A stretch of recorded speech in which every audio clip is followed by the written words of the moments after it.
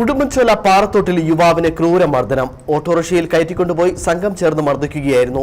കേസിൽ 6 പേർ അറസ്റ്റിലായി. 24-കാരനായ മഞ്ഞപ്പെട്ടി സ്വദേശി കൃഷ്ണവിലാസത്തിൽ സഞ്ജയനാണ് മർദ്ദനമേറ്റത്. ഇയാൾ ഗുരുതരാവസ്ഥയിൽ തേനി മെഡിക്കൽ കോളേജിൽ ചികിത്സയിലാണ്. പാറത്തോട് സ്വദേശികളായ ജയപാണ്ടി, രാജ്കിരൺ, ഗൗതം, കൽക്കൂന്തൽ സ്വദേശികളായ ചിത്രൻ, മഹേഷ്, ജോമോൻ എന്നിവരാണ് അറസ്റ്റിലായത്.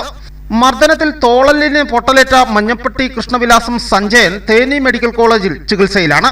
കഴിഞ്ഞ ദിവസം രാത്രിയിലാണ് സംഭവം നടന്നത്. പ്രതികളിൽ ഒരാളുടെ സഹോദരിയെ സഞ്ജയൻ ശല്യം ചെയ്തുവെന്നാരോപിച്ചായിരുന്നു മർദ്ദനം. കൽക്കൂന്തൽ HP ഗ്യാസ് ഓഫീസിന് മുമ്പിൽ നിന്നും സഞ്ജയനെ ഓട്ടോറിക്ഷയിൽ കയറ്റിയ 4 പ്രതികൾ വടിയും ഹോസുമടക്കം ഉപയോഗിച്ച് അടിച്ചു.